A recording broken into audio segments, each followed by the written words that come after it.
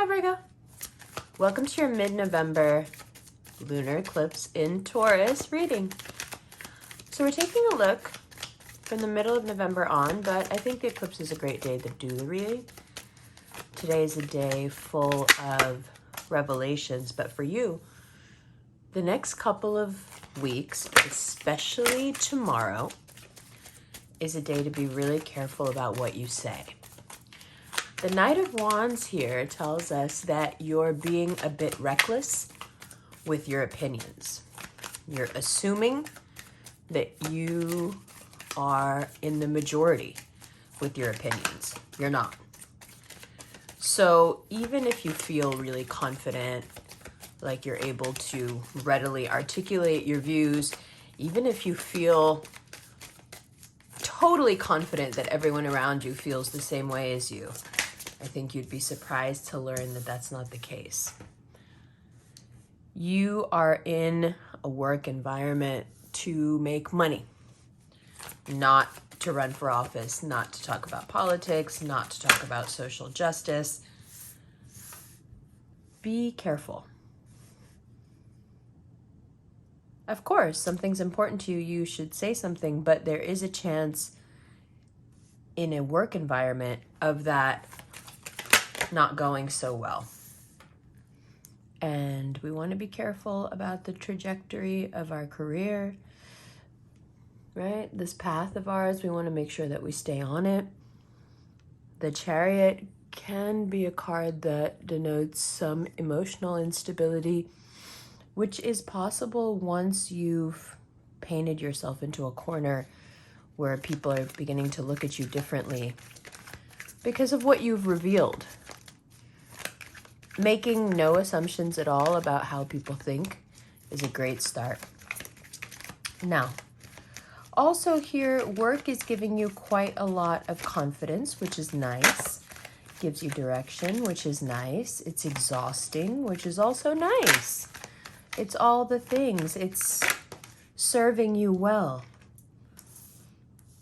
There are some hiccups, especially when it comes to people within the workplace, within the job environment, within the business that aren't on your side. They don't have the best intentions, and it's going to take you a while to figure that out. You can't see it right now, but within the next few weeks, you will realize, and it's shocking, and it's hurtful.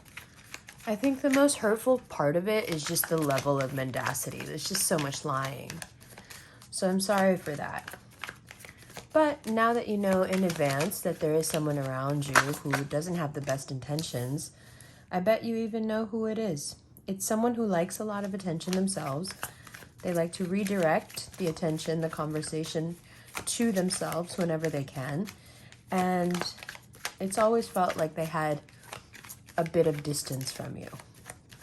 This person just is waiting in the most friendly, terrifying way for you to say or do the wrong thing. Couple that with you wanting to very brazenly say whatever you want, you can see how the end of November moving into December becomes a powder keg. We want to be really careful here. And we also don't want to respond to anyone who's doing us wrong from a place of ego. No matter who's done what to you, you are the one who will look bad. So remember that. And Virgo does have a tendency when stressed, when unsure, or feeling less than, to indulge. If you are feeling right now like heading down that road, or you know that you've already slipped a bit down that hill and you're either drinking or smoking or eating or working out or working too much, this is the time. This is the time to catch it before those behaviors leave you vulnerable. Now, after the fact, after you find out what's going on, you may also have the desire to go and self-destruct a little bit. Of course, most times you do it under the guise of being social or being happy, but I don't know how well you'll be able to hide it right now. 2 of Cups, 4 of of Wands,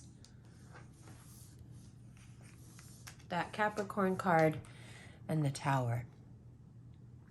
When it comes to love relationships, if there is somebody that's providing a safety or a stable foundation for you, you may find that they feel like you're using them and that you're just there to satisfy your ambition, and it's convenient to have someone else do everything else. They may accuse you of taking from them. This gets more sticky if the person you're dealing with is either a Capricorn or a Gemini, because there's a level of righteousness as well. How dare you? Righteous indignation, right? You have two options in the wake of this. You can be a bully. It'll probably work. But you'll just come right back around to that desperate need to say what you need to say with no outlet. Or you can be incredibly magnanimous.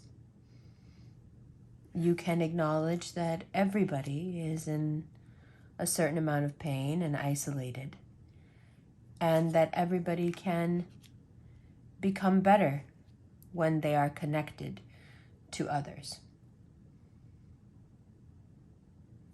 This is a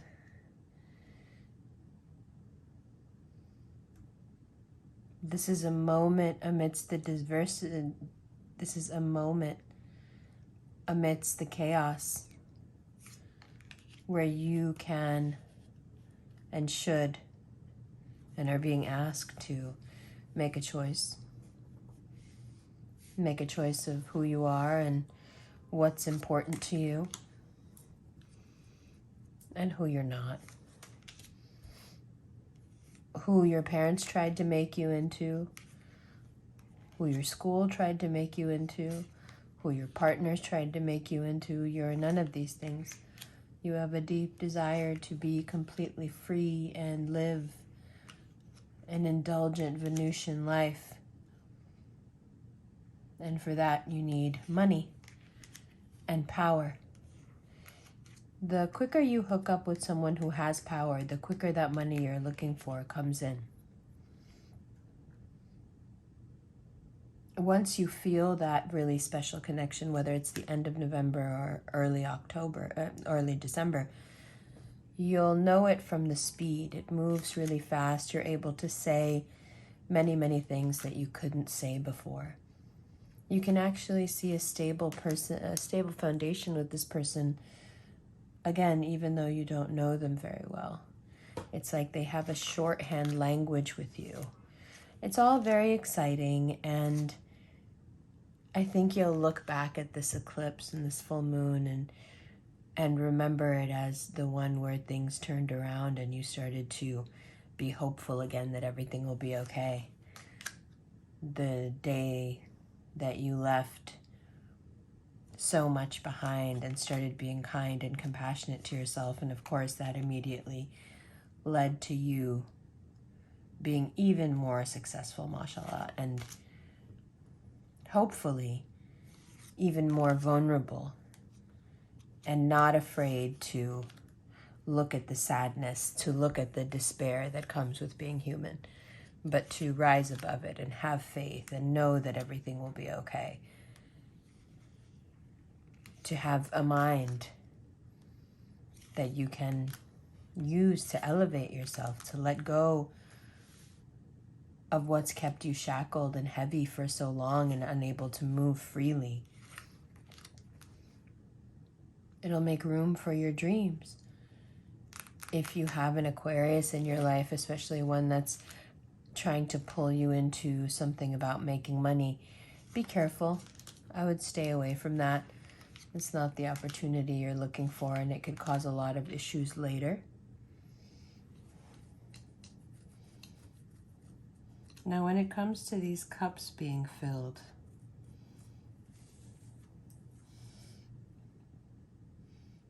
I think you getting to live exactly how you want goes a long way, but you also need to be able to say whatever you want. It like kills you if you can't. In which case, maybe just get better about how you say things.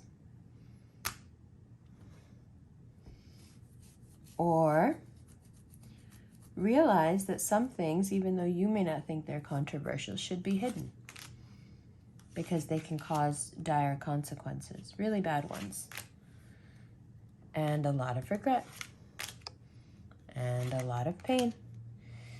And it may make you want to run and rush and take care of somebody, take care of somebody. But the cards say no, sit back, wait, observe, do nothing, be super receptive. The plan is working, the plan is coming together. There will be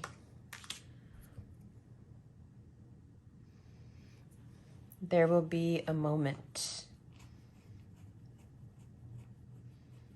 where you have to retain your composure, and that's where you'll feel yourself renewing, going into Sagittarius season feeling very comfortable, feeling like you put everything in, feeling like you did the hard work, no longer needing to look backward.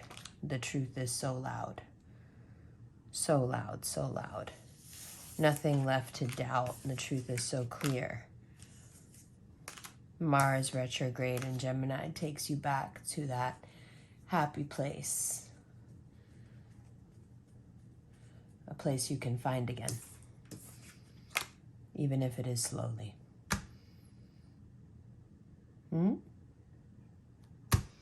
Good. Love you.